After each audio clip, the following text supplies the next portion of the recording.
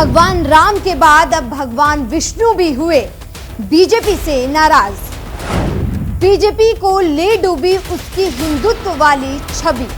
क्या शुरू हो चुकी है बीजेपी की उल्टी गिनती? नमस्कार, मैं हूं आपके साथ कामिनी झा और आप देख रहे हैं न्यूज़ 1 इंडिया। बीजेपी ने देशवासियों को उस खुशी का एहसास कराया जिसके लिए वो बरसों तक तरसते रहे। साल 2024 में यूपी के अयोध्या में भगवान राम का भव्य तरीके से स्वागत किया गया। भगवान राम की प्राण प्रतिष्ठा का गवाह पूरा देश बना।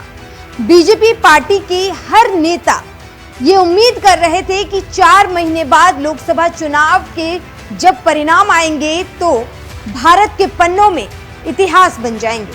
लेकिन 4 जून को वो हुआ जिसकी कल्पना कोई सपने में भी नहीं कर सकता था।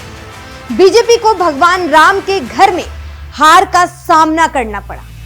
लोकसभा चुनाव में अयोध्या सीट से बीजेपी बुरी तरह हारी और अब उत्तराखंड के बद्रीनाथ में भी ऐसा ही हुआ है। भगवान राम के बाद भगवान विष्णु का भी आशीर्वाद बीजेपी को नहीं मिला। दरअसल उत्तराखंड में 2 विधानसभा सीटों पर उपचुनाव हुए जिसमें कांग्रेस ने बीजेपी को बड़ा झटका दिया है। दोनों सीटों पर कांग्रेस के प्रत्याशियों ने जीत दर्ज की। मंगलोर विधानसभा सीट पर कांग्रेस के काजी निजामुद्दीन ने बीजेपी के करतार सिंह भराना को हराया है।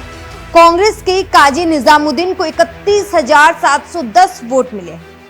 और अब बात करते हैं उस सीट की जहां भगवान विष्णु का वास माना जाता है, बद्रीनाथ विधानसभा सीट। यहां भगवान विष्णु का आशीर्वाद कांग्रेस को मिला और बीजेपी बस मुंह देखती रह गई।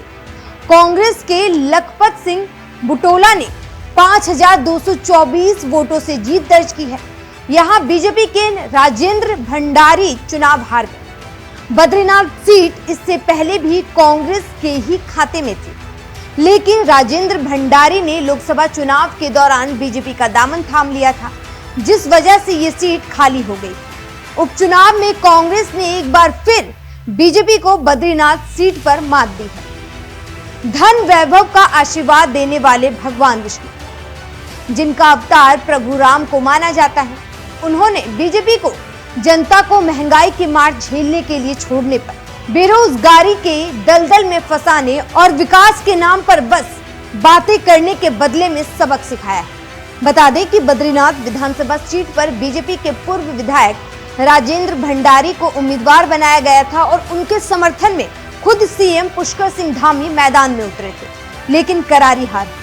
और ये हार इशारा कर रही है कि सिर्फ बातों से अब काम नहीं चलेगा। बेरोजगारी, महंगाई और विकास पर फेल हो रही बीजेपी को उसका हिंदुत्व भी अब नहीं बचा पाएगा, क्योंकि जब जोशी मठ की जनता बीजेपी का इंतजार कर रही थी, इसके नेता आराम करते रहे। जोशी मठ खत्म होने के कगार पर है। वहीं किसानों का बड़ा विरोध प्रदर्शन यहां देखने को मिला। पेपर लीक ने युवाओं के अंदर बीजेपी को लेकर गुस्सा भर दिया है। बेरोजगारी के दर कम होने का नाम नहीं ले रहे हैं और महंगाई बढ़ती ही जा रही है। ऐसे में उत्तराखंड में उपचुनाव के नतीजे साफ बता रहे हैं कि जनता हिंदुत्व के नाम पर अब वोट बिल्कुल नहीं देगी। जो इनके लिए काम करेगा, जनता उसी को वोट देगी। इस उपचुनाव के नतीजों को लेकर आपकी क्या राय है, हमें कमेंट बॉक्स में जरूर बताएं। नमस्कार।